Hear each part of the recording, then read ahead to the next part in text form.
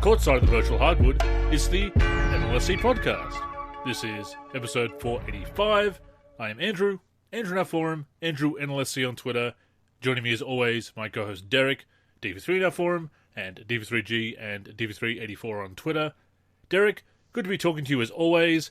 Exciting times, of course, as the NBA 2K24 preview season is underway, and we have a new game we can play together over Parsec. And what a game it is. We actually ended up connecting last night on NBA 2K14 for the Xbox One. We played two games, one where we were the Clippers versus the CPU Trailblazers, and the second one, we were the Bulls versus the CPU Orlando Magic. And Andrew's comments after the game kind of sum up the session.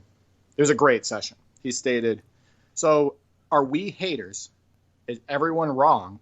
Or was 2K14 awesome? And has 2K possibly lost its way since?" And I can't even tell our audience how much fun we had last night, especially in the second game, using the Derrick Rose, Jimmy Butler, Gang, Boozer, Noah, Heinrich Bulls. Just all the on-court happenings. Our stats ended up being realistic in the game. Noah operating from like a point center role at the top of the key, hitting the offensive boards, getting put back dunks. You had Carlos Boozer in the mid-range. You had Gang in the post and slashing. Derrick Rose with step backs that were breaking the defender's ankles and going into mid-range shots. You had Jimmy Butler ball hawking, getting steals, etc. Damage was done to us by Vucevic and Big Baby, Glenn Davis, and Victor Oladipo. But just the graphics, the atmosphere, the presentation, the feel. That's what we were talking about so much in our Twitter conversation, was the feel of pulling off crossovers, the feel of going behind the back, the feel of doing a jump stop and a spin move, the feel of going into the post and executing. It just all feels like it should. And one of my comments to you was, is it possible that this is the greatest basketball video game of all time from a gameplay and graphics presentation, like those two combined? And it's a serious debate. I think it is. I mean, if you look at the overall product, obviously 2K14 Next Gen was missing some roster editing features. You couldn't create players. For example, the MyGM mode had some controversial decisions. It went full RPG, lost some of the sandbox elements that Association had and that My League brought back and that My NBA has now. And there are some aspects of my career that I miss from both prior gen, what was then prior gen, and what would come later. But they're still exceptional modes all around. But as you said, most importantly, the gameplay, the feel on the court, the animations, just the AI, the virtual basketball being played in 2K14. Yeah, it absolutely has a case as being the best on-court product that we've seen from 2K, no doubt. Right. It's fun to go into the mid-range. It's fun to go in the post. It's fun to shoot. It's fun to get out on the fast break. It's fun to hit the boards. It's fun to play defense, like poke steals and the blocks aren't canned in that game. It's fun to ball hawk and, pester the CPU offensive player, etc. Like, it has so much good in between the lines. My brother and I are 27 games in now to our season on NBA 2K14 Xbox One. And we're playing 12-minute quarters, and we just recently started the season, but every single night we're putting this game on to get more time in on it. Like my brother said, it's really hard to deviate from 2K14 after you've gotten back into it. Right? Oh, I know. No, because you're on season 6 of my career. And I think that's why that Bulls game went so well, too, and why we clicked so fast on that game and we were so comfortable, is because we've been playing 2K14 a ton lately. Very familiar. But yeah, incredibly familiar. But yeah, Andrew and I found out that this works good enough for him through Parsec, through the Xbox app, with me recording, that we can now have co-op sessions on this. And I would say that the way it is it works perfect for me because I'm the host. And I'd say it works like a typical 2K servers, possibly, or similar for Andrew. And that's good enough for co-op, for him to have a good time, for him to have fun, and for us to compete and win. So that Bulls Magic game is actually up on the YouTube now. So if you haven't checked it out, go look at it. But some of those highlights were awesome. Very satisfying, and you'll see us using the players as they're meant to be used. You'll see us playing a very realistic brand of basketball. I really loved it. I mentioned it multiple times after the game, Joakim Noah's line. Just a very Joakim Noah stat line that we were able to produce with him, and the kickouts with him, and as you said, what we were doing was very authentic, because 2K14 lent itself to authentic play. Because you have things like signature skills, obviously, but it's not overpowering like the badges in later games. Those were designed with the idea of, okay, we want some more player differentiation with the skills. We want something on top of the attributes, the regular ratings to differentiate players. And that's how badges started. But of course, now we have that whole metagaming that goes on with the online scene. Not a thing in 2K14, which is why it's so fun to play, why it's so authentic on the sticks. And yeah, I was really impressed with how it worked in that session over Parsec, and of course the Xbox app. I should always mention that when I talk about lag with Parsec, I'm in Australia, obviously, if you can't tell by the accent. Our connection to the outside world, because we're so remote, because of our infrastructure, because of the maximum and minimum speeds of our internet, is not the best. So I do run into those problems from time to time. But you have connected with people in the States and in other countries that have much better internet than Australia and much better connections from that country to the US, that basically no lag at all. Yeah.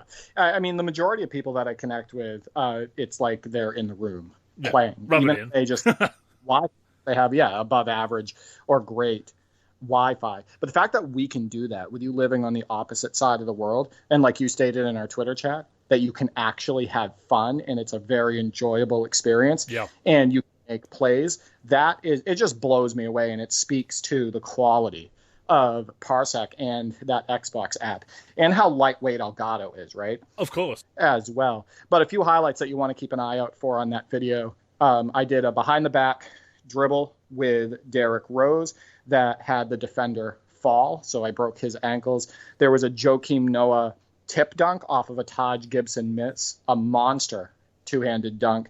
There was a Luol Deng, and that was by Andrew. The Luol Deng play where I got the ball, I went behind my back, I crossed over, and then I did a spin move and then an acrobatic layup at the rim, and it just looked absolutely awesome. And those are probably the three plays of the game, but there were definitely some awesome leakouts. There were some good steals by Rose and Jimmy Butler. Boozer hitting some shots in the mid-range. Just a fun game. And it really, it puts a smile on your face while you're playing it and when you're watching those highlights. But it also makes you frown when you think about how NBA 2K23 plays in comparison. We had a little chat about that as well after the game. But just the feel isn't there.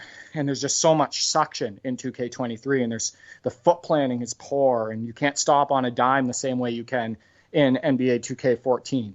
The dribbling doesn't feel as good. The moves around the rim, and like you stated, the meta aspect and the game being loaded with badges and canned animations. It really feels like the game took several steps back from a graphics and gameplay perspective. And sure, some of the cyber faces are better in NBA 2K23 than they are in NBA 2K14. However, presentation-wise, as far as the lighting, as far as the atmosphere, as far as the jersey movement, as far as the textures, all of that stuff, like the crowd reaction, how immersive it is, 2K23 doesn't even get close, in my opinion, in comparing to NBA 2K14. And that's also a testament to what I said on a prior podcast, that the PS5 Series X gen of 2Ks have been incredibly disappointing overall, because it didn't feel like a true jump from Xbox One and PS4. And the reason that I said that after we played the game and Riley said, "Oh, are we just haters? And is it just us?" People are all wrong, because you made a tweet this past week that has over 33,000, as of recording, over 33,000 views, multiple retweets, hundreds of likes, and people have even bookmarked it, so they really like it because you shared the intro from NBA 2K14 Next Gen. And a lot of the responses were saying, this is still a top 3 2K, and it's not 2 or 3, and things of that nature, and saying, look, we miss all this stuff from this game, and this game holds up. It is a classic. And from the moment it started out that generation on the right foot.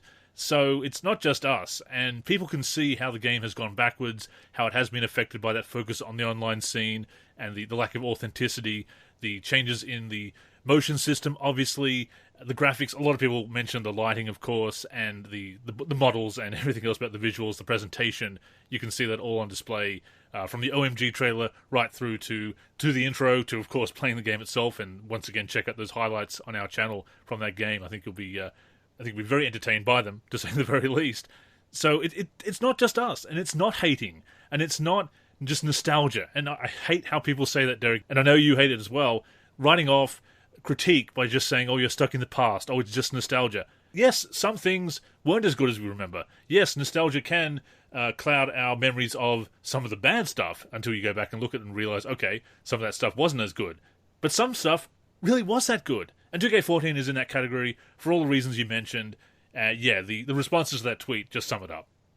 When you can pinpoint all the ways that a past game felt better or looked better, and you can demonstrate it on video, or you can demonstrate it in screenshots, or a combination of both, and you can articulate the things that you like about it better and that you believe the majority liked about it better, then that's a whole different ballgame. I understand that there's definitely nostalgia out there, and there's people that are like, oh, well, this game from the past blows away this new game, but they don't really like break it down, right? Well, we're telling you, we will break it down. Right? And I've shown video, I've shown screenshots, I've explained it, as have you, why 2K14 is a overall better experience on the virtual hardwood. And that game came out 10 years ago. And in relation to that tweet, I want to make a strong point. All of those interactions, whether it be the quote tweets, the comments, the retweets, all of that stuff, the majority of those are not people that follow me. So, like, you know how you can go in and you can see who follows you and who doesn't? The majority are people that do not follow me.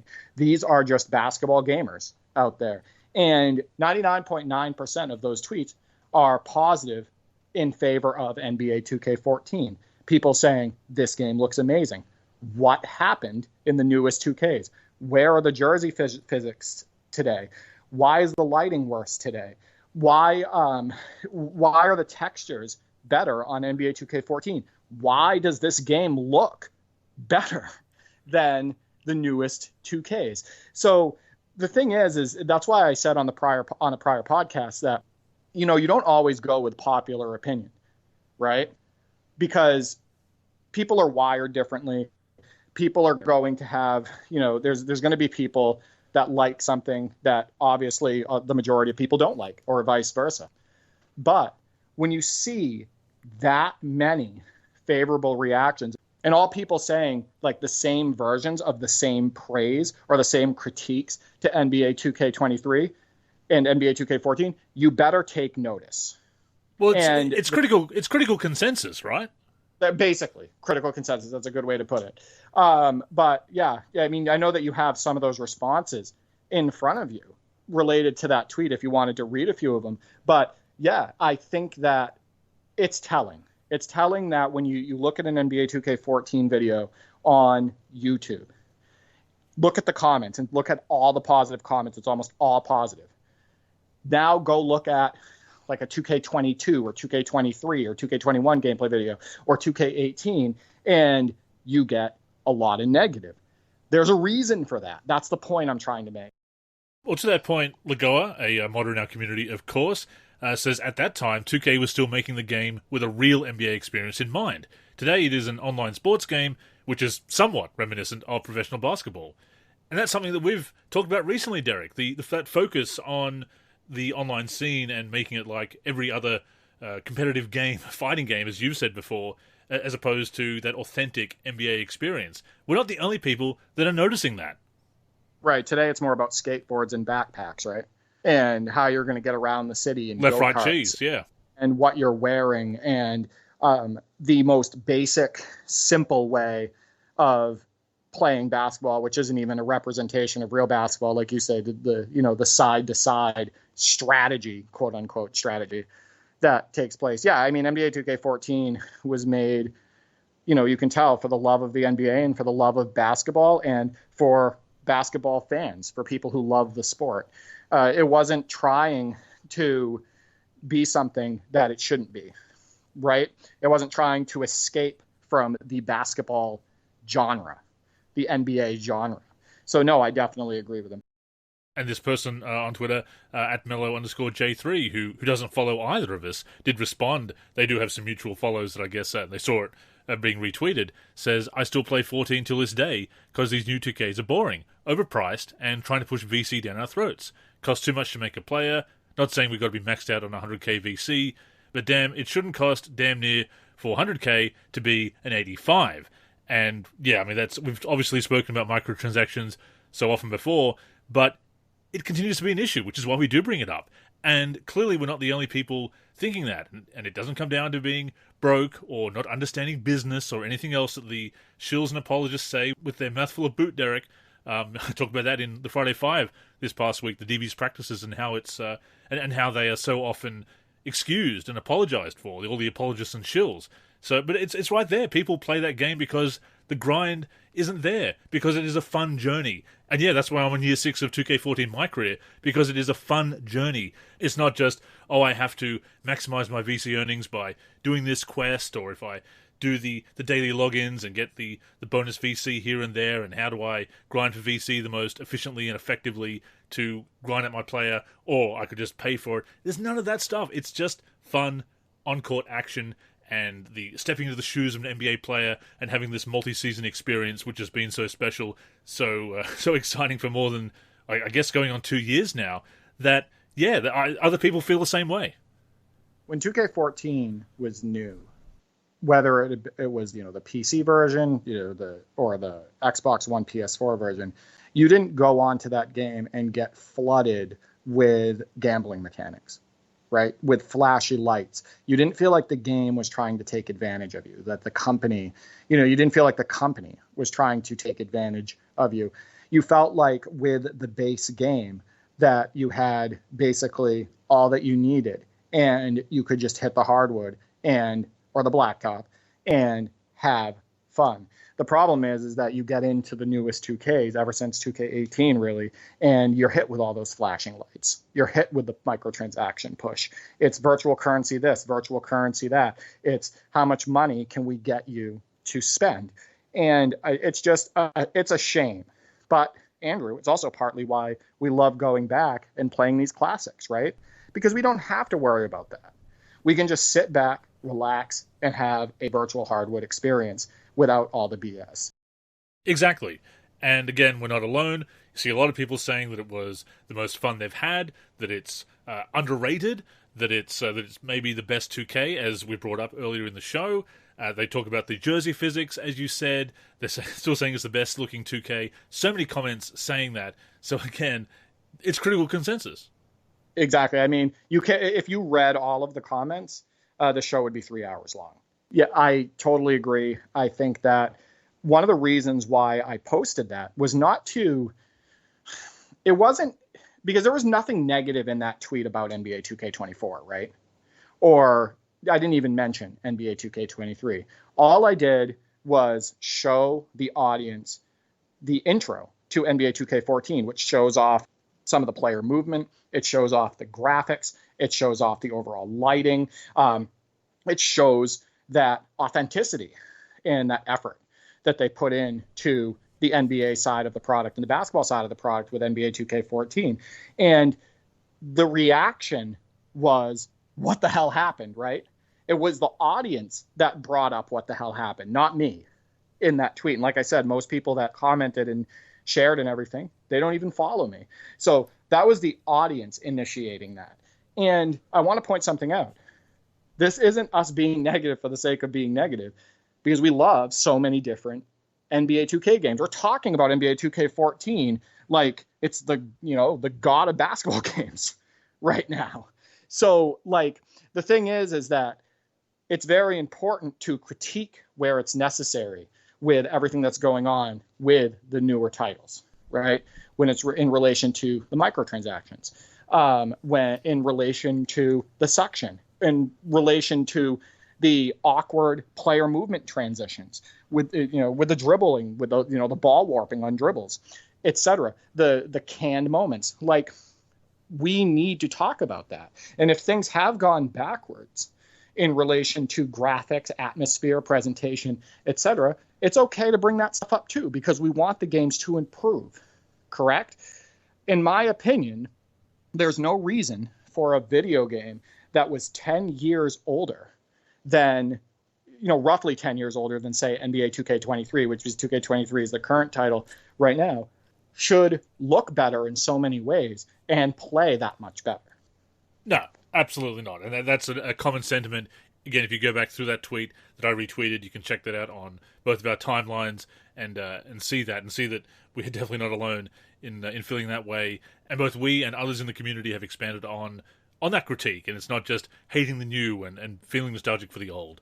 But to that point, we are going to continue to play it. It is going to become a part of our rotation, I feel. And I want to debut something on this week's podcast, Derek. See how it goes. The mind-blowing fact of the week. Close it down. Well, here's the funny thing, just to our audience. This is the first time Andrew's even mentioned this. So this is brand new to me, this idea. So, yeah, what is this? So that track that accompanies the intro for 2K14 Next Gen, the song that is playing over the intro, is Ecstasy of Gold. And not only is it used in the intro of 2K14, it is also used, albeit a different version, in the intro to Jackass number 2. What a connection. I would say that that was done for the love of the NBA, but that's not the connection that I expected. But these mind-blowing facts, I think this is a great idea, and I know that you and I can come up with something every single week for this segment. Now, I didn't watch Jackass much back in the day, but I know that it was incredibly popular. But I always wonder what happened, because I kind of lost track. I always wonder what happened to shows like Jackass and Fear Factor and all of that stuff. Well, they did have the Jackass Forever last year, the 4th movie, so they were still going strong, even as they were pushing 50. That was interesting to watch, but yes, certainly a relic of the early 2000s, late 90s, early 2000s, and obviously very popular. But yeah, it just happened that I was, on a whim, watching Jackass number 2, on streaming it, and that music sounds familiar, watching the intro with all the bulls, the bulls chasing them, and thought, that sounds really familiar. And then I fired up 2K14, and oh wow, they're using the same music, albeit it's a remix in 2K14. It's a remix version of it, obviously, but and I believe it's actually originally from The Good, the Bad, and the Ugly. So there you go, classic cinema. And how about this? We just used the Bulls versus the Magic. So it's almost like I knew you were going to bring this up. It all ties together, man. Always. The NLSC, we're always in sync. Before we go on, a reminder that the NLSC podcast comes out every week on the NLSC, nba-live.com, as well as our YouTube channel. We're also on Spotify, Apple Podcasts, and other podcast apps. If you're listening on any of those apps, we'd greatly appreciate a review. To keep up with the show and everything we're doing with basketball gaming in general, connect with us on social media. On Twitter and Facebook, we are the NLSC. We also have an Instagram, NLSC Basketball, and on YouTube, we're youtube.com/NBA Live Series Center. Once again, visit us at nba-live.com, where in addition to the podcast, you'll also find all of our original content, as well as our forum and modding community.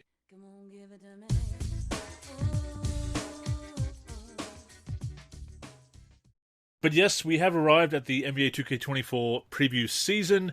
Such as it is, we have the cover reveal, some tidbits floating around. 2K Intel, an account that we've mentioned before, has had some scoops there, and we have some other information that hasn't been confirmed yet, but they've got a pretty good track record, so and they have been right about the leaks so far, so I am obviously reporting it as a rumor for now, but I am aggregating the news as I do every preview season, and the preview season doesn't really get fully underway until at least August. That's when they start putting out the developer blogs and the gameplay trailers and so forth. But we're getting the tidbits now. We're getting the cover reveal. Kobe Bryant is both the standard edition cover player this year. The Kobe Bryant edition is the standard edition of 2K24. He's also on the cover of the Black Mamba edition, one of the special editions. They've got the 25th anniversary edition and also the WNBA edition, which is a North American and GameStop exclusive.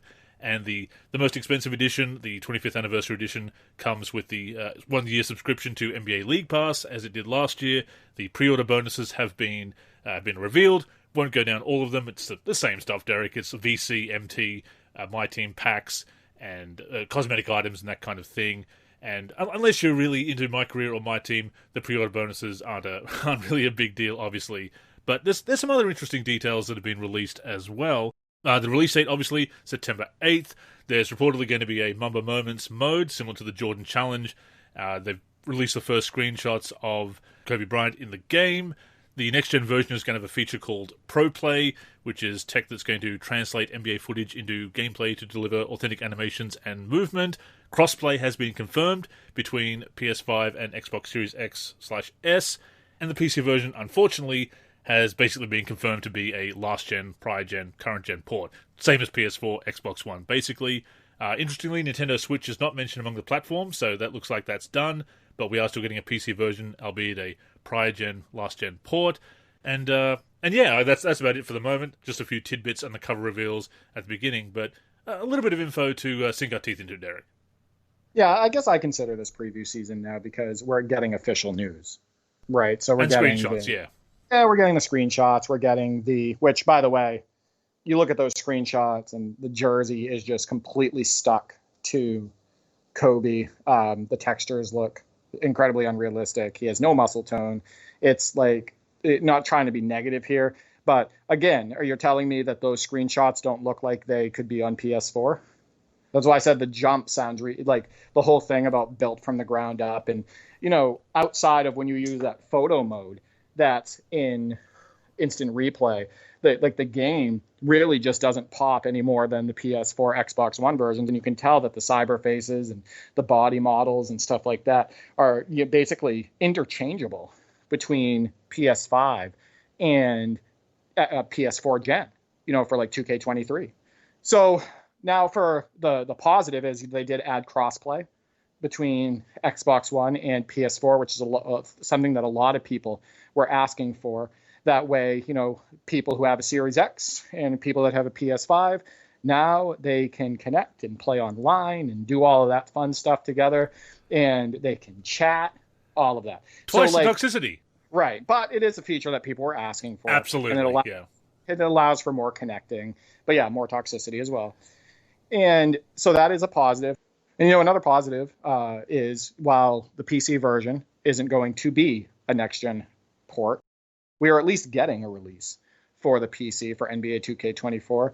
I have heard rumors, and I think it was I can't remember if it was from the 2K Intel account or another account, that this could possibly be the last version for Xbox One and PS4, which means, what does that hold for the future of the PC version after 2K24? So that's all up in the air.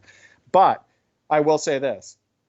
This is another game, 2K24 PC, that our modding community is going to be able to, kind of sink their teeth into in relation to creating content for, cyber faces, courts, jerseys, roster mods, all of that.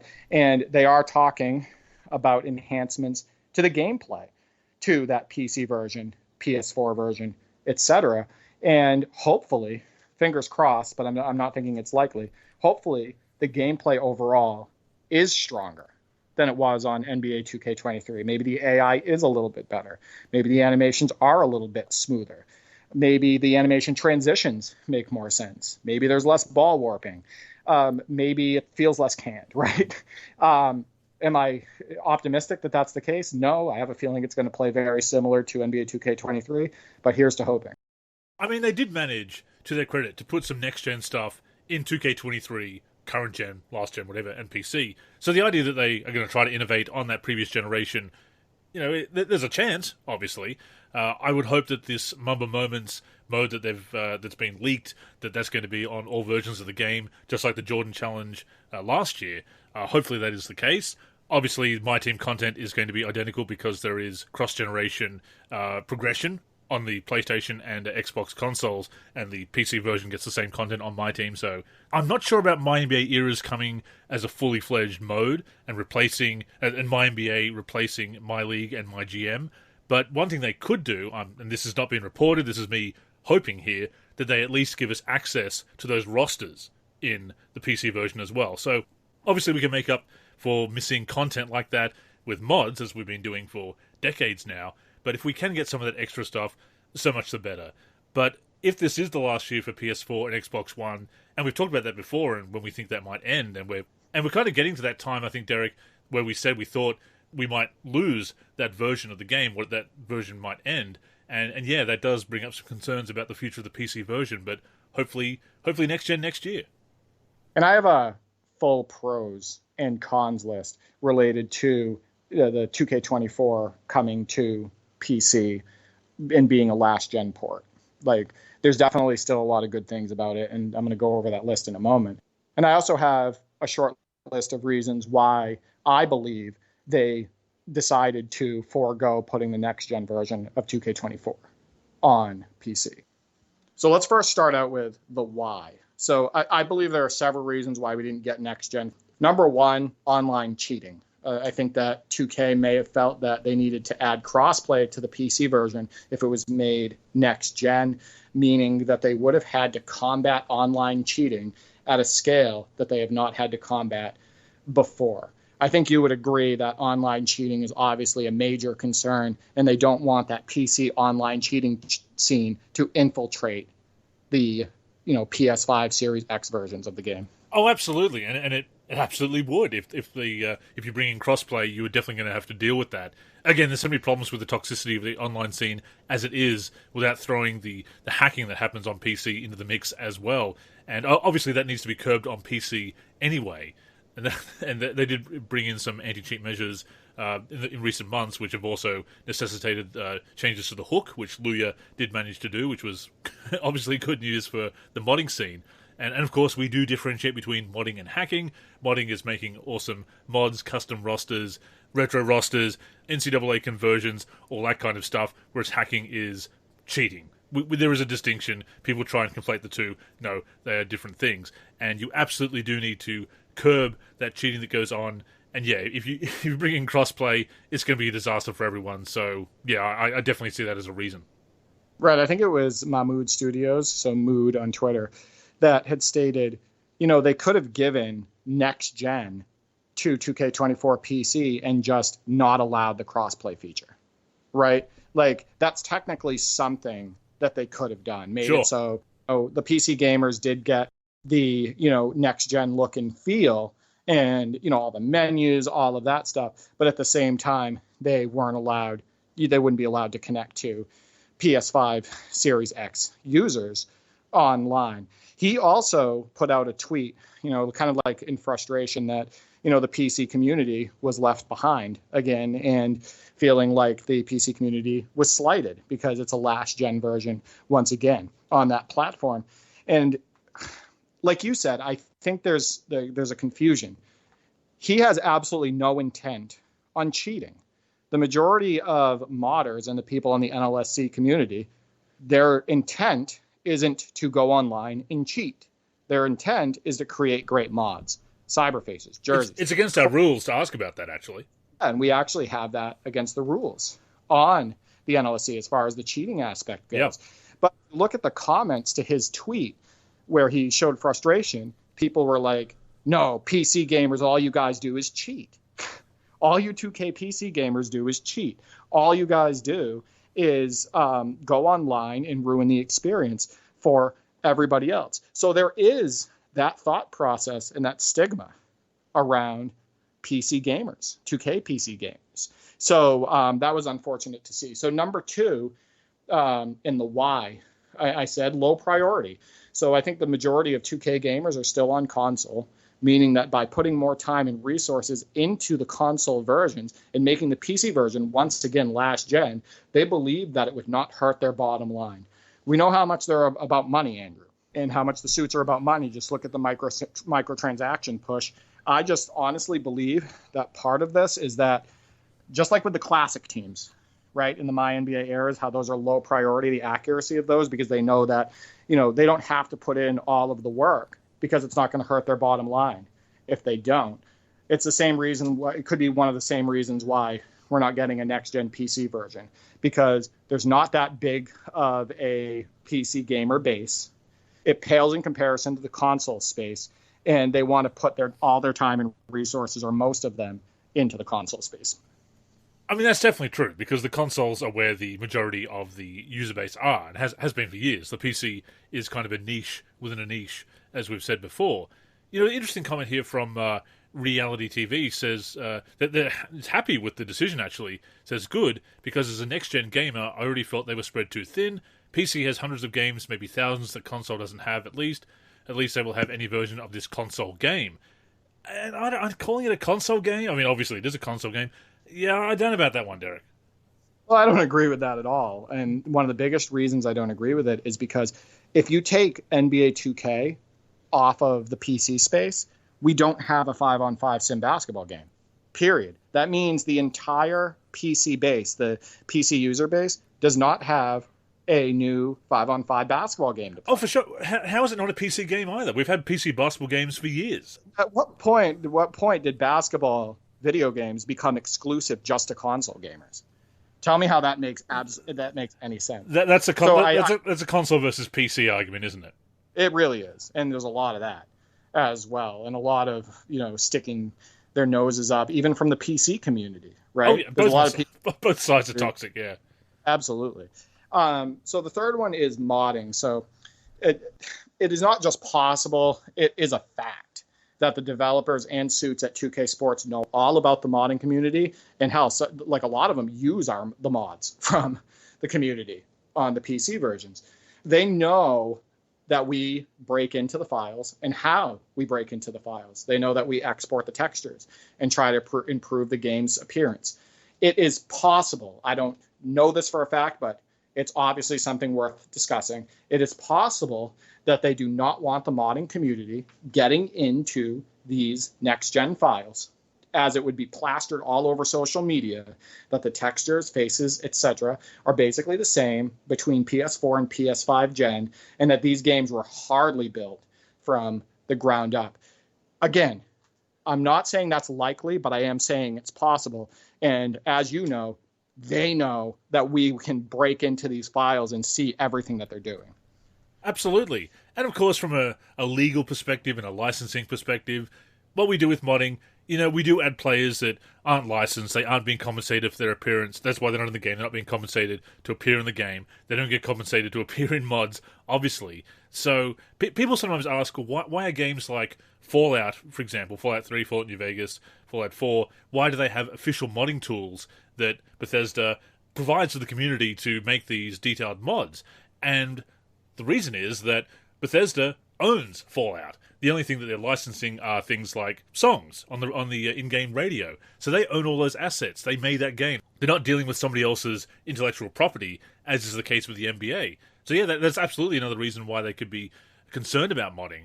They turn a blind eye to it, obviously, a lot of the time, but there's things that they could do to make the games more moddable, but the NBA is probably not too happy about the idea of an NBA game being taken and turned into a EuroLeague game or an NCAA game or whatever, or players who aren't licensed to appear, legends especially, getting put into the game. So yeah, that could be another reason that they're holding back on making the game as moddable as it could be.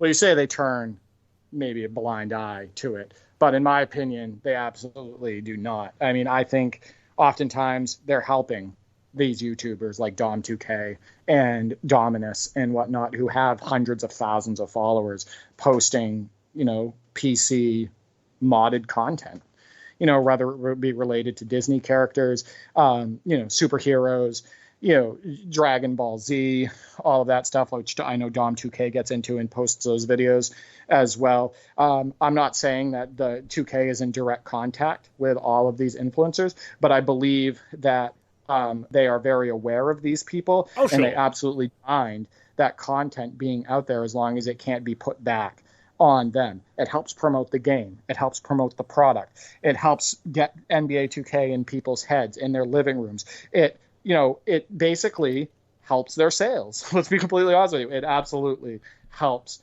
their sales because it's all about that brand awareness, right, Andrew? Oh, of course. What I meant is they turn a blind eye as far as any legal ramifications. They're not trying to shut it down. Oh, right, exactly. Right. They like I said, they're aware, right? They're aware of all this. Definitely. Have been for years, yeah. It comes back to my last point on this before I get to the pros and cons. It is not for a hate for the PC community that they're not releasing next gen on NBA, on PC for NBA 2K24. I think that overall it is a business decision based on a combination of factors that I've already mentioned. They are still releasing a PC version for the series, and they could have pulled that last year or the year before, or right when we went into the next gen consoles, right, Andrew? But they still made PC a priority as far as releasing a game on that platform. They also could have shut down modding decades ago, right? Not 2K, but I mean just because 2K's only been on PC since NBA 2K9. But as far as EA Sports could have shut down modding when they were in the PC scene. 2K Sports could have shut down modding, back like in 2010, 2011, 2020, etc. So I don't think any of this is being done for a hate or a dislike of the PC basketball gaming community. Otherwise, they would have shut down modding and they would have stopped releasing the PC version. And on a similar note, I have seen some suggestions that there's some kind of exclusive agreement with Microsoft and Sony to make these games next-gen exclusive and to not use... to kind of spite the PC community or to leave them out in the cold for an official agreement. Look, I am not so naive to think that there aren't deals being done behind the scenes to benefit the business of these huge corporations. Obviously, they are. Whether it's buying studios to make sure that games are exclusive or whatever... But I think in this situation, it's a case of having the smaller user base on PC or not having a big team working on the PC version, the PC port. So I don't think it comes down to anything nefarious, any kind of deals like that. I think it's just simply the PC version is not a priority. It's not the biggest percentage of the user base.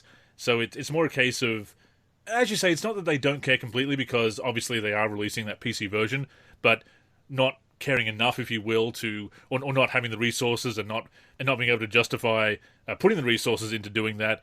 Yeah, I don't think it's nefarious.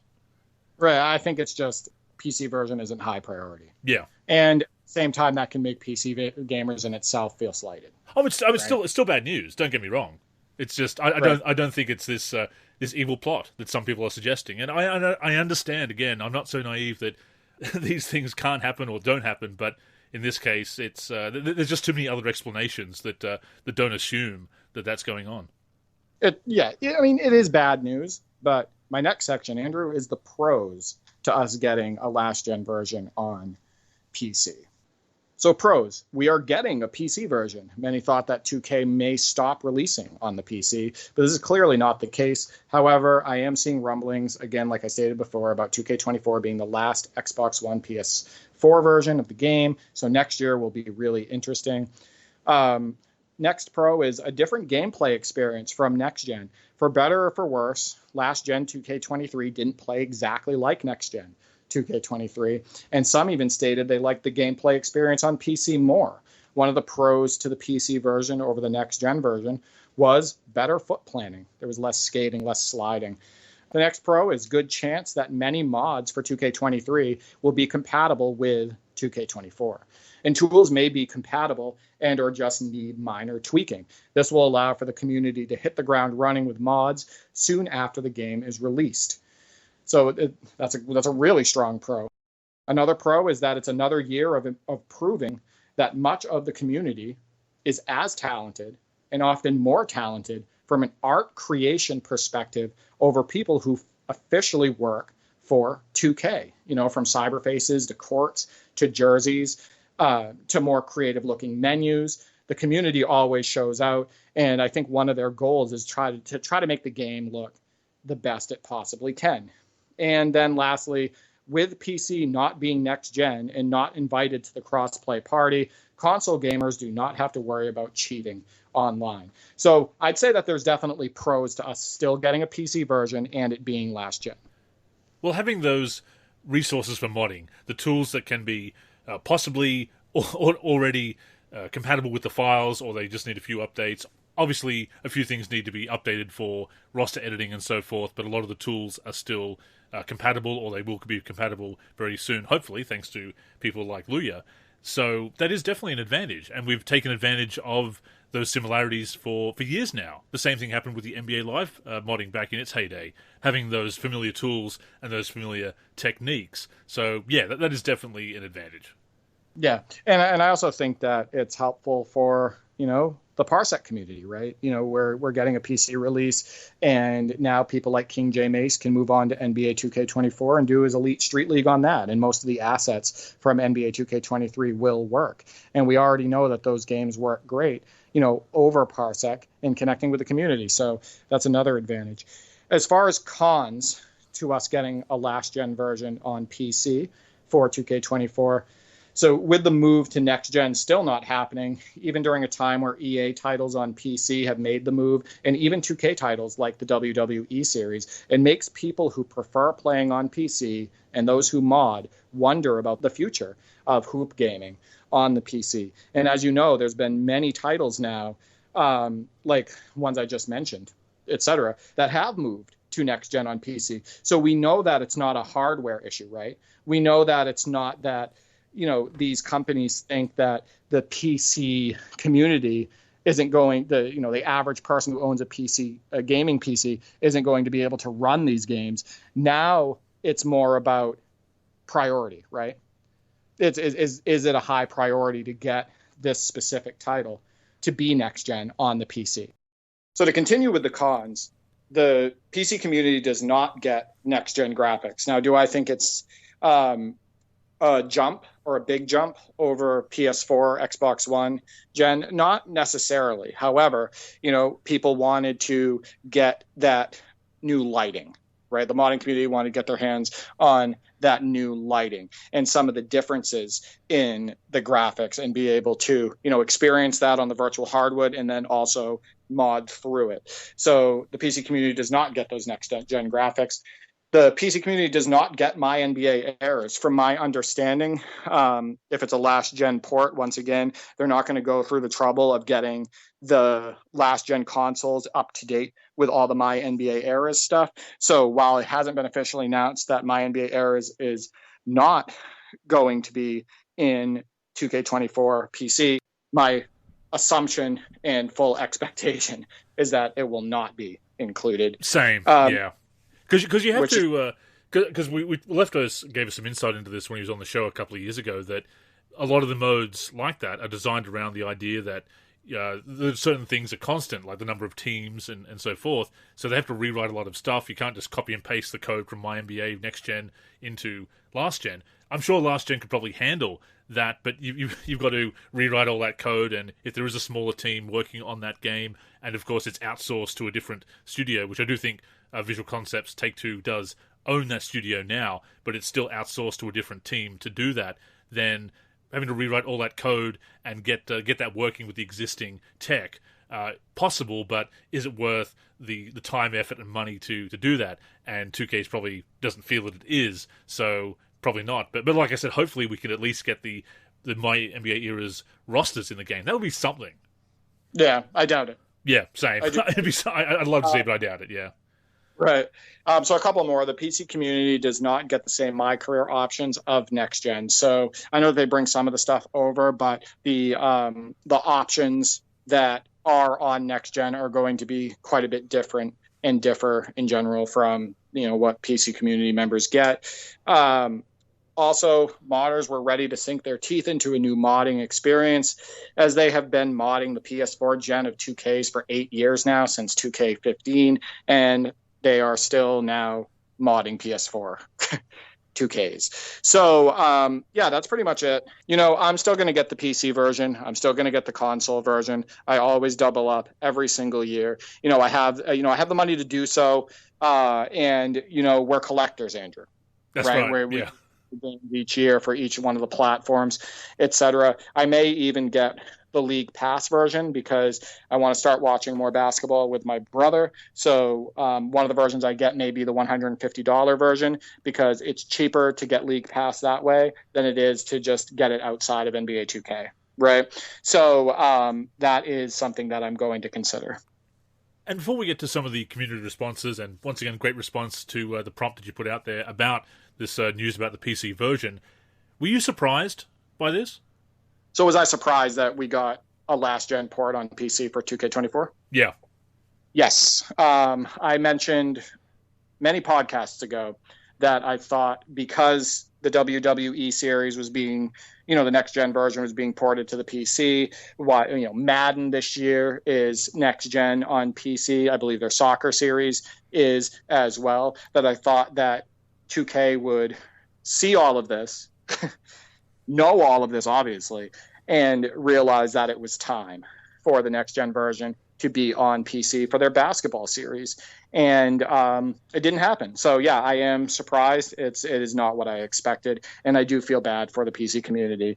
I also, the question that I posed to the community was, what are your thoughts on 2K24 being last-gen on PC? And I know that you have some of those responses in front of you.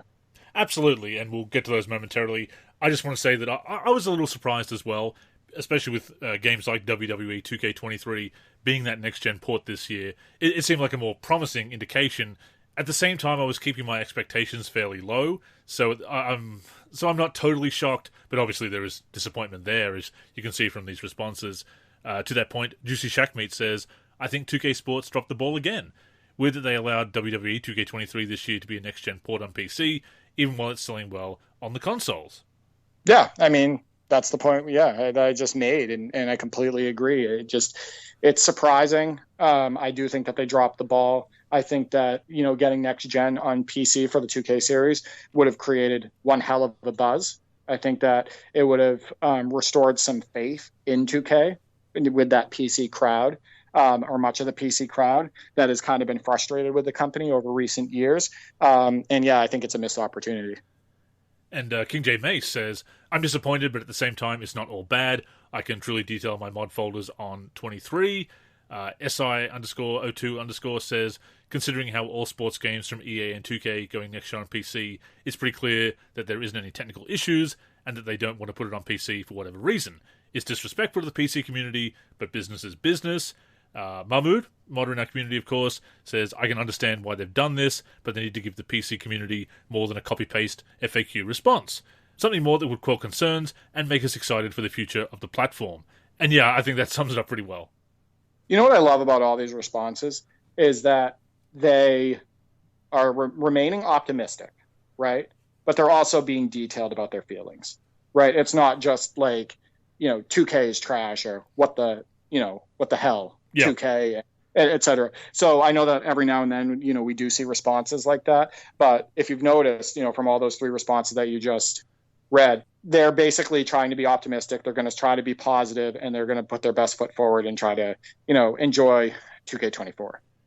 To the point about crossplay, Cowler says, new Gen 2K should definitely be on PC. However, even if it was, it shouldn't be included in the crossplay. Do feel for PC community getting old gen game again.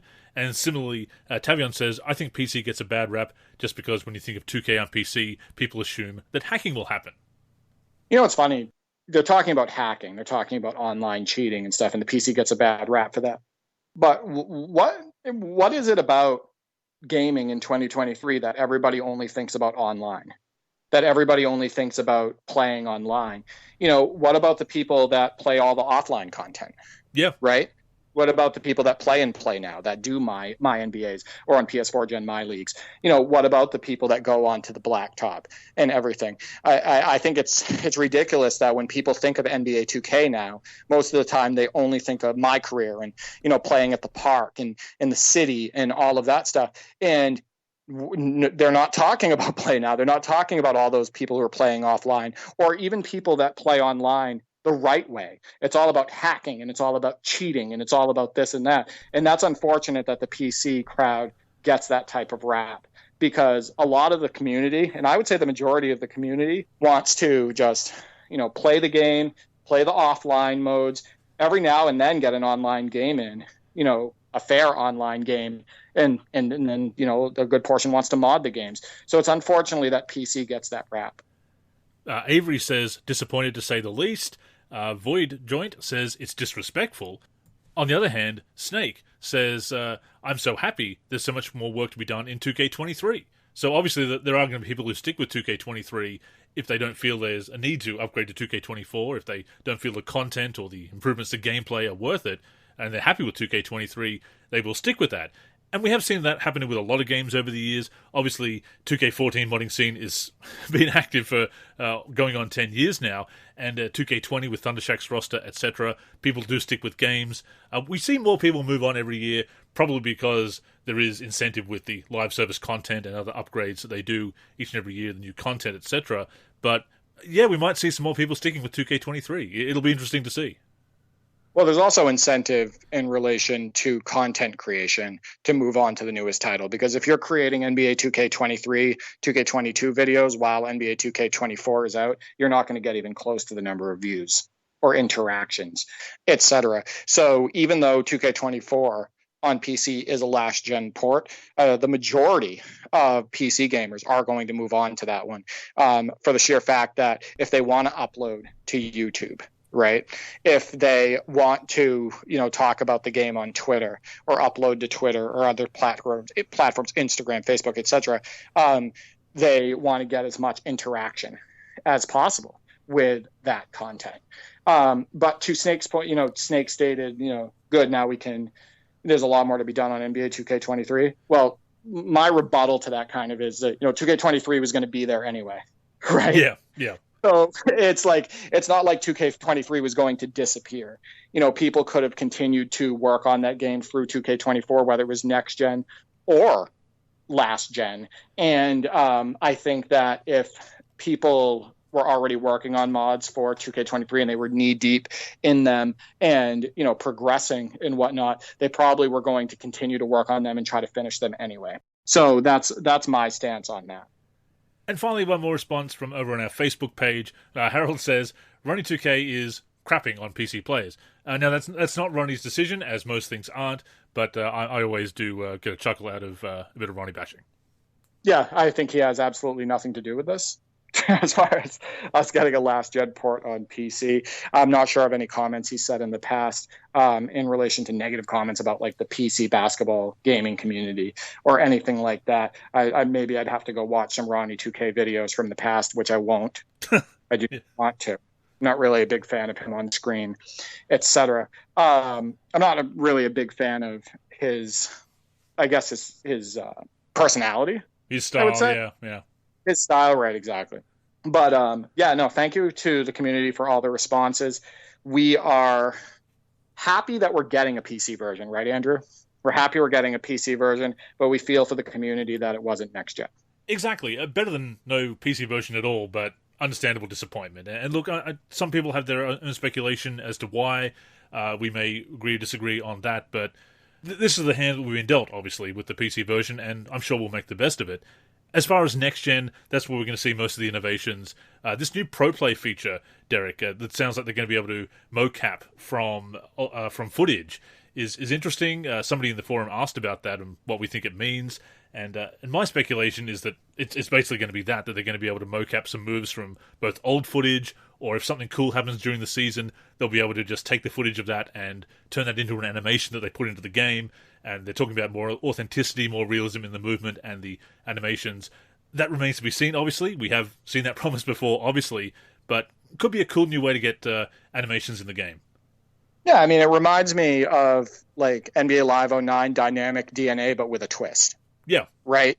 They're going to be obviously updating tendencies, or at least they say, throughout the season and throughout the real season, and implementing that into, the now rosters and whatnot. But then also they're mentioning the mocap portion.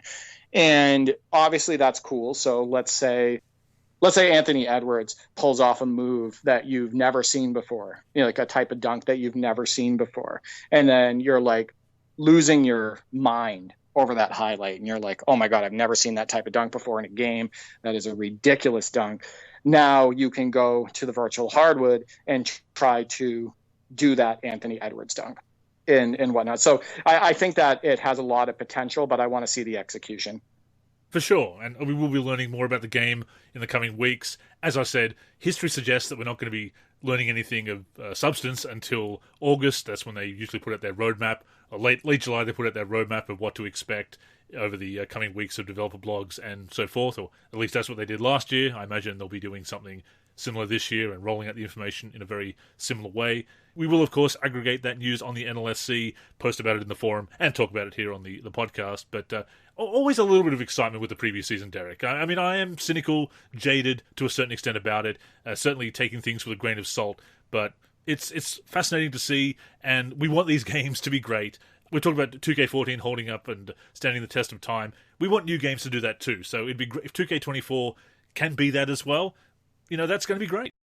My biggest hope for NBA 2K24 Next Gen is that the gameplay gets loosened up, that it makes more sense in relation to real basketball, and that it's just absolutely fun on the sticks. I want to see smoother player movement. I want to see more realistic player transitions, player movement transitions. I want the dribbling to feel tight and less glitchy and less twitchy.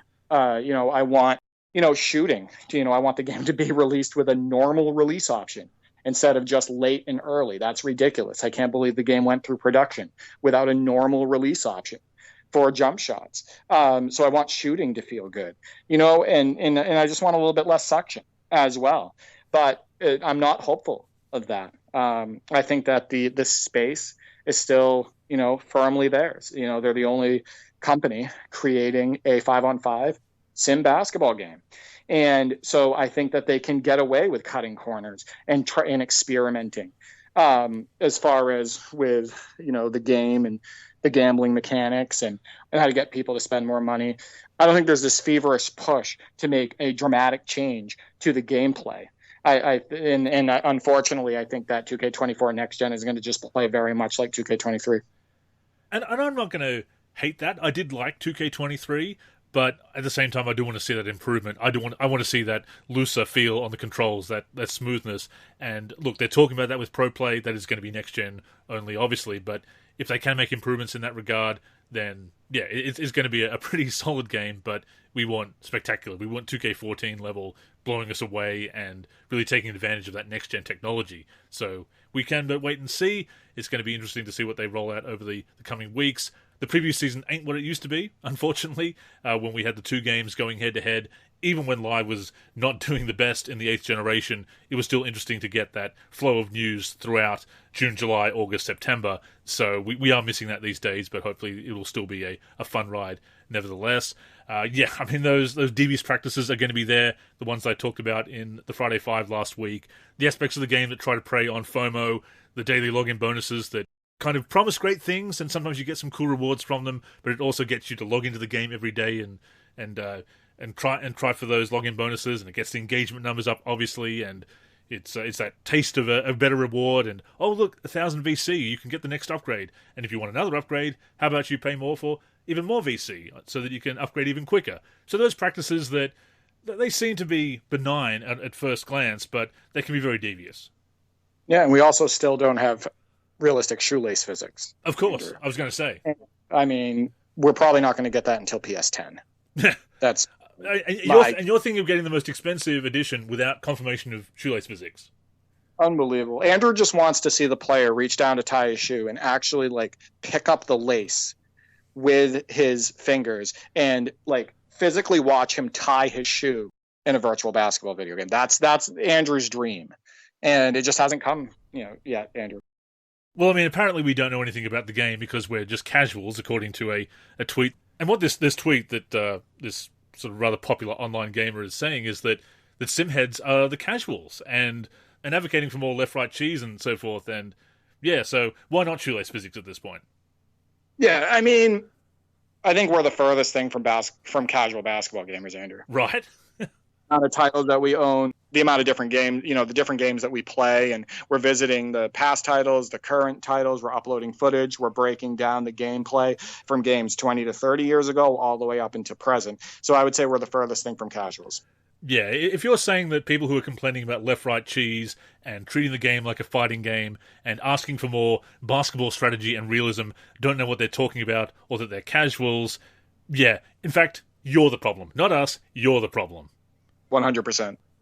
But yes, we will see what the preview season brings us over the weeks and months to come, and hopefully 2K24 is a better game than 2K23. We always want to see that, as we said.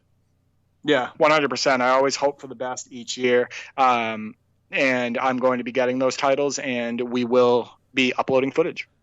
And of course, joining the conversation, comments on YouTube, in our forum, on our Discord. Let us know what you think about the PC version being last gen, what you've seen of the news so far, and what you want to see from 2K24, and of course, what other games you're playing, because, once again, Derek, we are celebrating basketball gaming, past, present, and future, and that's not going to stop anytime soon.